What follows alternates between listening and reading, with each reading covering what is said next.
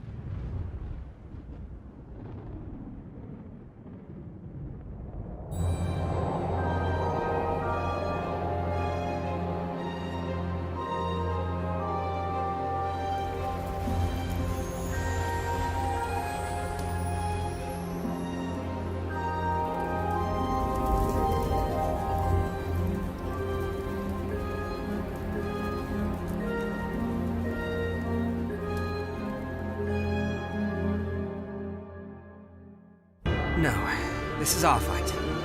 We seek only peace. A world free of war and strife. This is why we fight. The peace we fight for is one in which the Wallister can live as men. Ambition has poisoned you. It will be your downfall. You looked a lonely lot. Thought I might join you. Today I avenge my mother and father. Make peace with your gods, if any will have you. Lives taken without reason. That's the world we live in. Always you trust to steal for deliverance. But where has it led us? We are beaten. No, not yet. Our battle is far from over. We should hurry. Ready the troops. Onward! We take back Almorica! We only know that you face a formidable foe. We've not heard from one of our companies stationed in Ashton for some time. We believe them responsible. Why unleash your creations on innocents? This is massacre! But you're a fool to advance on our front gates. I did not take you for a thief. Come to stab us in the back. Man is not so slothful a creature as that. They merely lack our strength. Even as I ask why we must fight, I accept the inevitability of the coming battle. Let's see whether your false piety can prevail. I thought your breed of fool long gone from the world. Nor do I deny that it was a terrible mistake, a weighty sin upon my soul. This is war, brother. Wheel turns. People die. There are swifter ways to go about it than soldiering. We fight to live.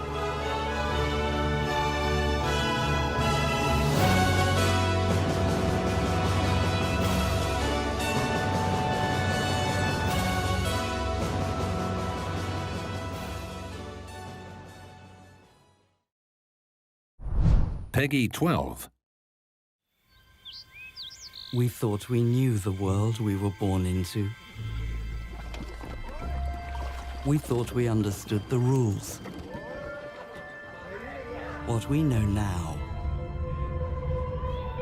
is that everything can change. Traditions,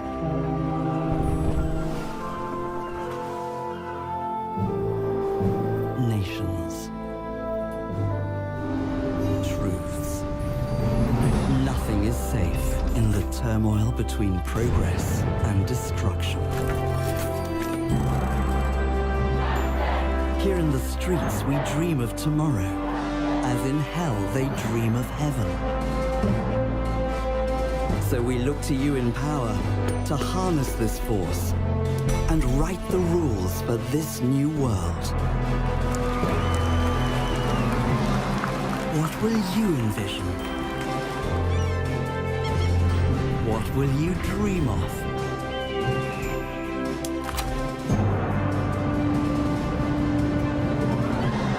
As tomorrow is racing towards us, what world will you build?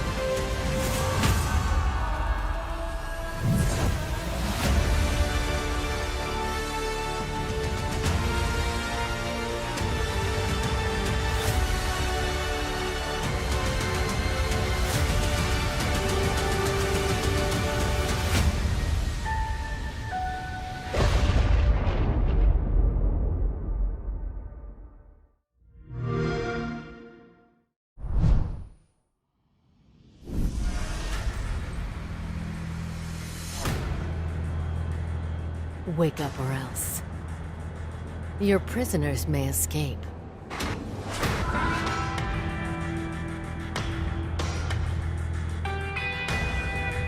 We are trapped here. You trapped us in the cage. You bound us with the shackles. But,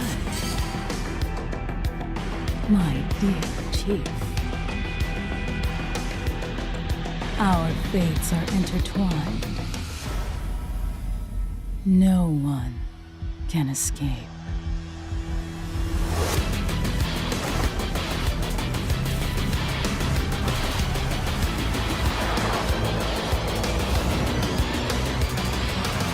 This is the last fiesta. Come. We are waiting for you.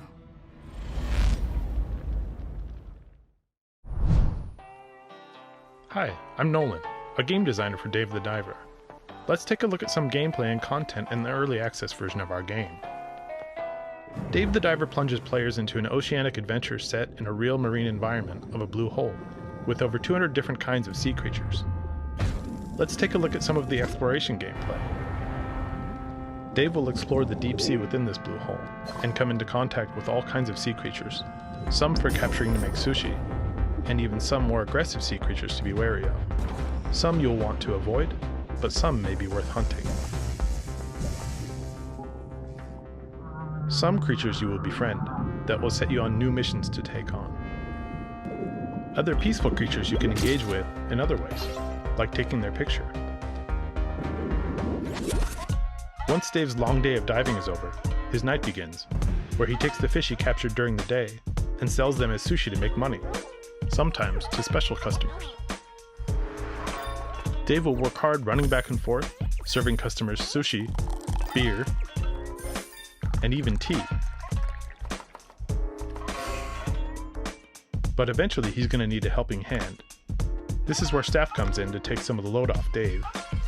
And to get more money more efficiently, he's going to want to upgrade his dishes with the help of Master Chef Bancho.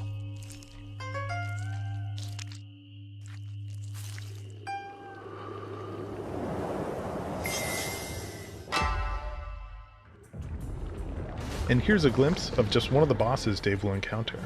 Unique bosses will come in all shapes and sizes. Fighting bosses won't be like hunting just ordinary fish with his harpoon. To take on big bosses, Dave will want to have the right equipment and the right weapons. Dave will need the help of Weapon Master Duff to get the right weapons for the job. This is where having the right equipment becomes such a vital part of the gameplay, and where the money Dave makes from his nighttime activities become important. The money he makes from selling sushi at the restaurant, he will spend on upgrading his oxygen tank and diving equipment, which he will need to take on various intimidating bosses. Dave will encounter bosses mostly at the end of each chapter. Each boss will have its own unique characteristics and weak points that Dave will have to figure out. Not all bosses are based on strength or brute force though, so you'll need to figure out what makes each boss tick. But crafting weapons and upgrading can definitely give you an advantage. So if you find yourself not fully prepared, you always have the option to retreat, get the right equipment, then come back later when you're fully prepared. We hope you enjoyed a look at the gameplay for Dave the Diver. Early access is out now on Steam, so go check it out. We're really looking forward to any feedback we get from the community, so please share all of your opinions with us.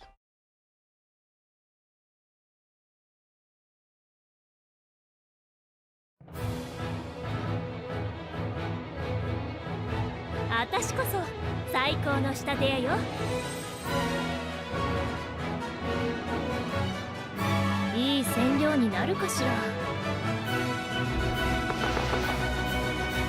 ヒールスイング。壊れなさい。これがあなたに勝負服。人生の主役は自分自身。自分だけの服で冒険しなきゃ損よね。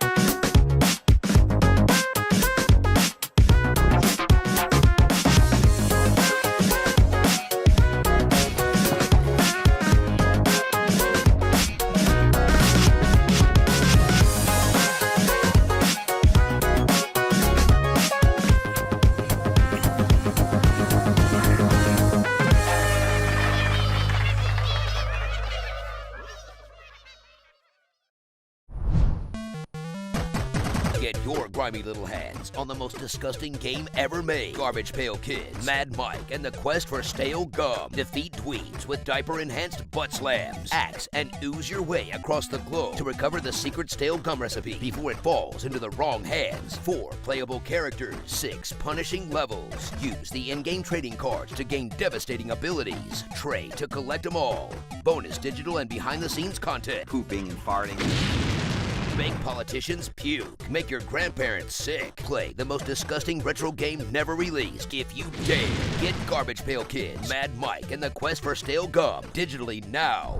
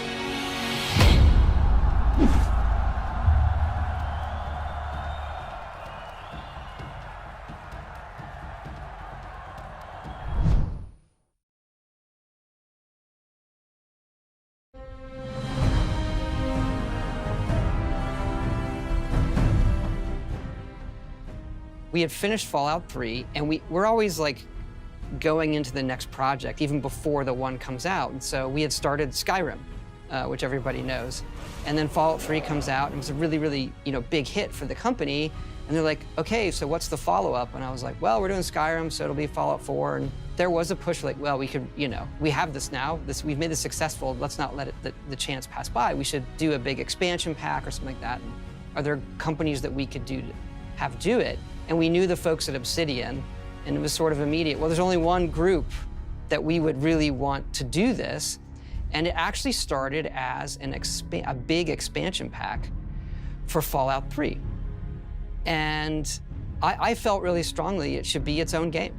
As we started talking with Bethesda about doing Fallout New Vegas, one of the things we needed to do was figure out, well, who was going to run the project, who was going to be the game director. And it was a very, very quick conversation because Josh Sawyer works for us at Obsidian. And it's interesting, he's sort of this second generation of Fallout lovers. My first exposure to Fallout was in, I think, 1997. It was when the original game came out. I was in college, and I kind of let it take over my life. I thought it was incredible. And I remember going online and reading something about like an evil ending. And I was like, whoa, wait, there's a different ending. And I looked into what was required for it, and it was a really negative karma. So instead of replaying the game, I actually went back through and just like murdered a bunch of people so I could see the evil ending. And so, yeah, I loved it.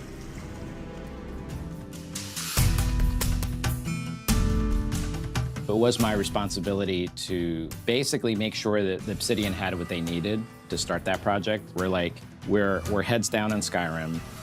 We don't have any resources to really be able to help you. We're gonna give you everything. So we gave them the entire engine for Fallout 3. We gave them the whole game, all the assets. We gave them everything. And so my approach was, okay, we're not gonna really deviate tremendously from what Bethesda did.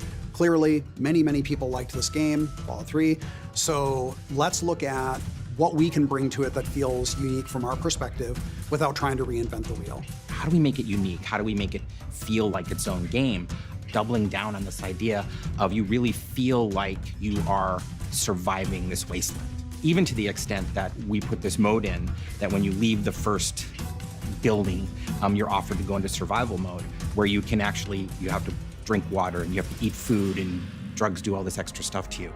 And then in terms of the story itself, I really wanted to bring back characters and factions or descendants of characters from the original games and, do the classic Obsidian, presentation of there are these factions that are vying for control. you come into the problem and you have to kind of pick a way to go through it and think a lot about your own values and deciding who you want to support or don't want to support. Caesar's Legion he invented as this group. They're horrible. I mean, they're just horrible. You are the courier Lord Caesar has spoken of. The slaughter begins then. But they have a sort of an ethos. They have who they are in this world.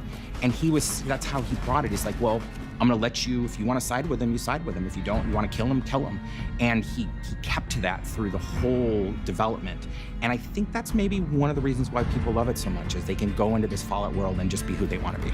You know, I have a lot of respect for the work that they did on that game. That was really hard to do, to take someone else's engine and technology and tools and build something fantastic with it.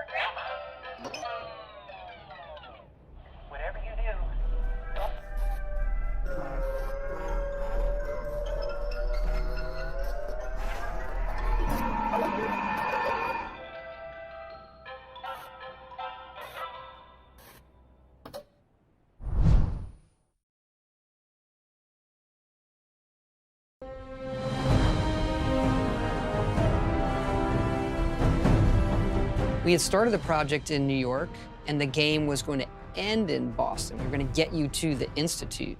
And at that time, we were sort of like, well, do we want to do two locations? We sort of started debating. And then there were all these games coming out that were using New York. And Emil, who's from Boston, you can ask him about this. I remember Todd Howard looked at me and he's like, I know you probably want the game set in Boston. I'm like, I'm not saying anything.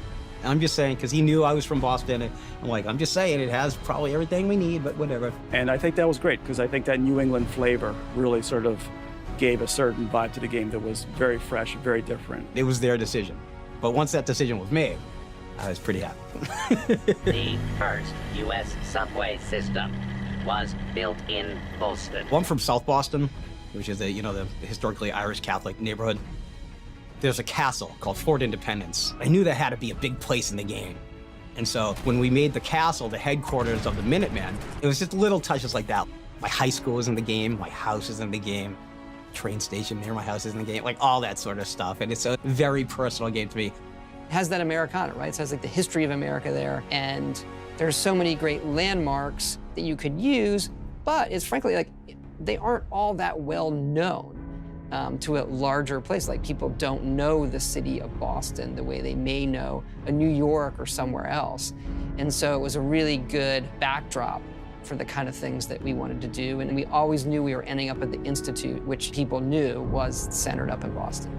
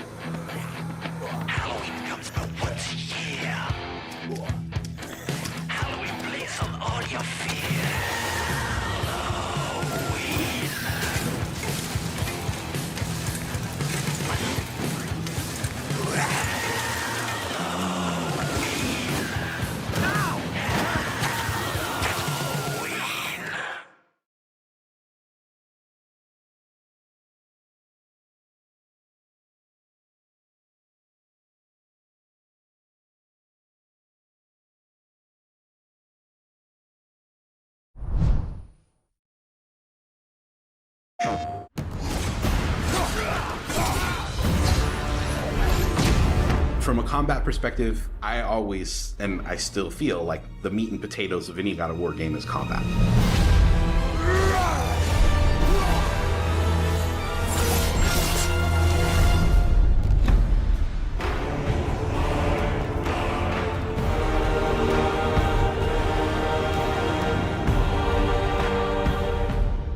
My name is Roberto Clemente, and all my friends call me Bert. I'm a senior combat animator here at Sony Santa Monica. My name is Kim Nguyen, and I'm a gameplay animator. Hi, I'm Sabra, and I'm a senior VFX artist on God of War Ragnarok. My name is Grace Pan, and I'm a gameplay animator in God of War Ragnarok. Hi, I'm Stephen O'Hara, GBA, combat designer on God of War. And I create interesting and memorable creatures that players like to attack and defend against. As an animator, you gave life to characters. You make them move, you gave them personalities, you gave them weight.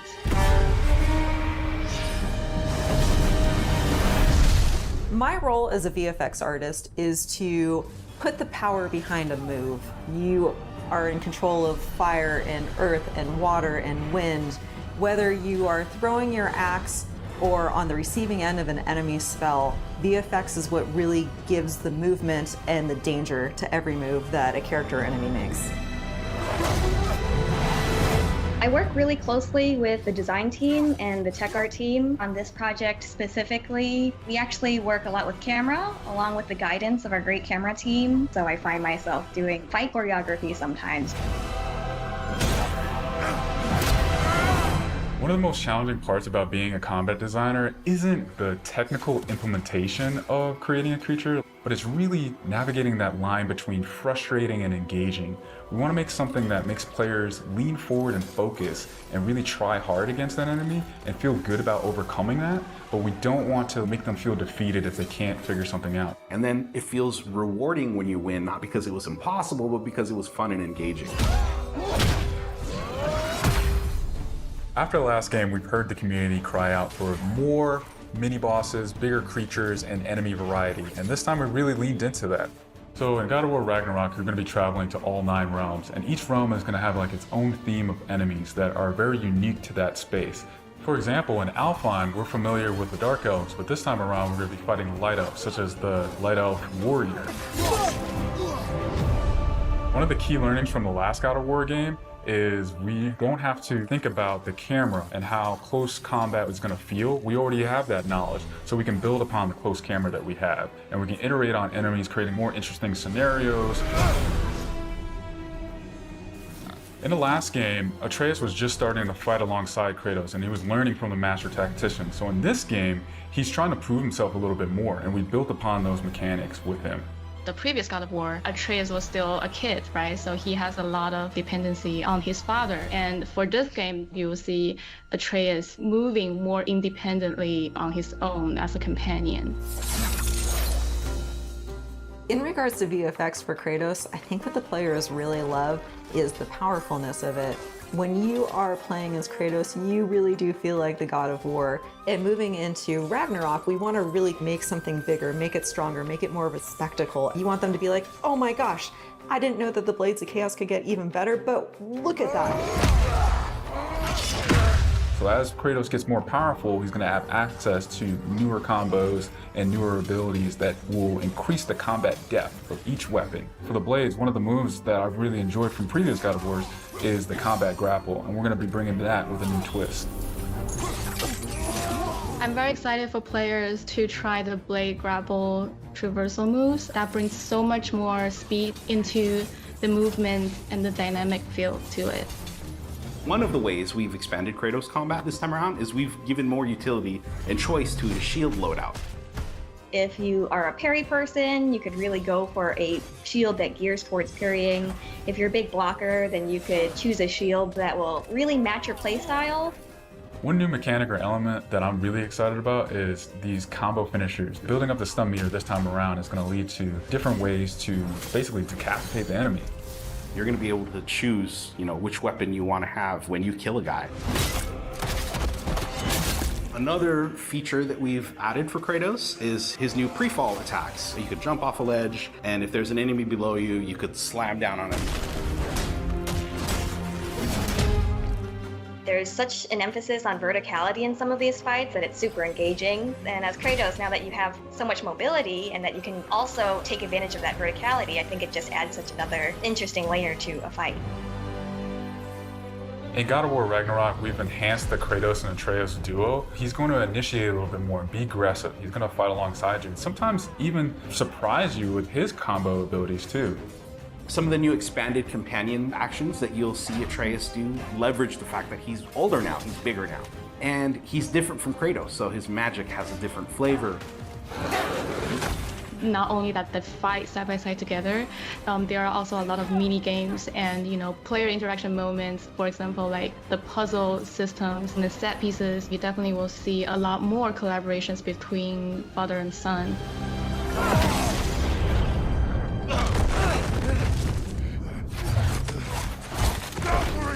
Odin must have said that! There's so much that goes into building a big set piece. You basically iterate and iterate and iterate, and it takes testing and just seeing what works to really figure out the personality of something. Basically, every department gives it their all to make things really spectacular. There were a lot of different times that I would look back at God of War games just through the ages before 2018. There were so many amazing, huge boss fights and set pieces that it was a huge inspiration for me on my time on this project. For the Old Father! Our design philosophy for creating new and memorable enemies is basically making them a combat puzzle, similar to like chess, and focusing on the chess pieces. Each piece has its own theme and its own use. You need to be able to see what's happening in an instant and be able to react as the player. There's a couple of different ways that we go into making an attack very readable for the player. Sometimes we add a signature audio cue, or we'll add the different rings, such as what we did in the last game, that lets you know that this attack is unblockable, you need to dodge it. There's so many different ways that VFX really helps not just show what an enemy is about to do, but show who the enemy really is.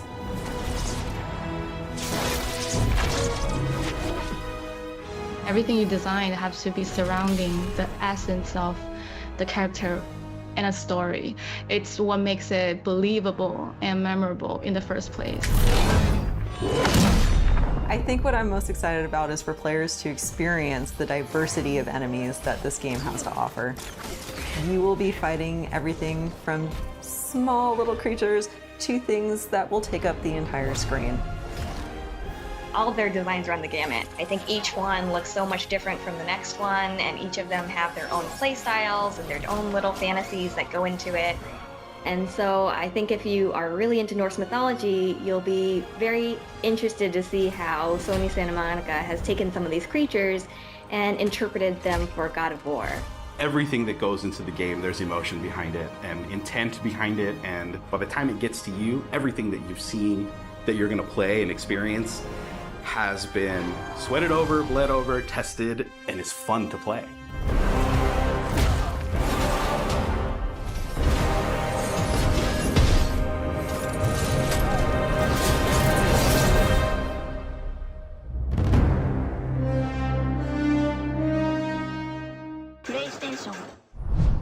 Peggy 16.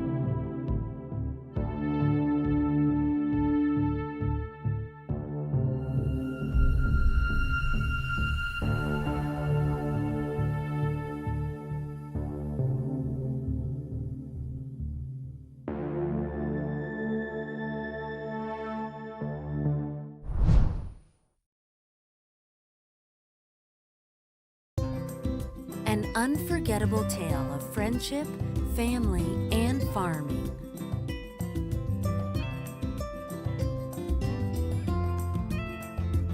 Story of Seasons, a wonderful life. Welcome to Forgotten Valley, a tranquil community far from the city. This is your new start.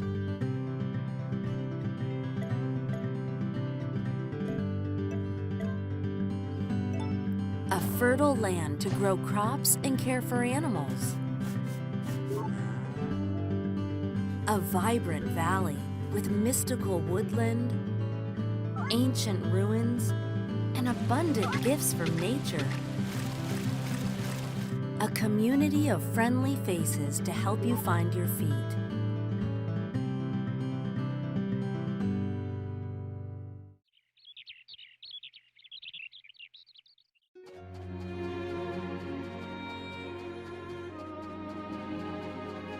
Life is about the people you meet. that you fall in love with, that you start a family with.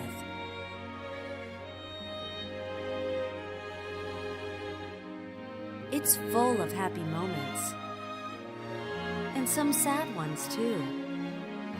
Guide your child as they forge their own path. Spend time with family. Grow together.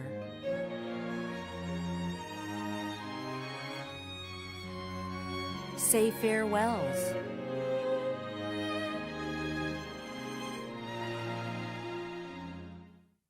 Make memories that last a lifetime.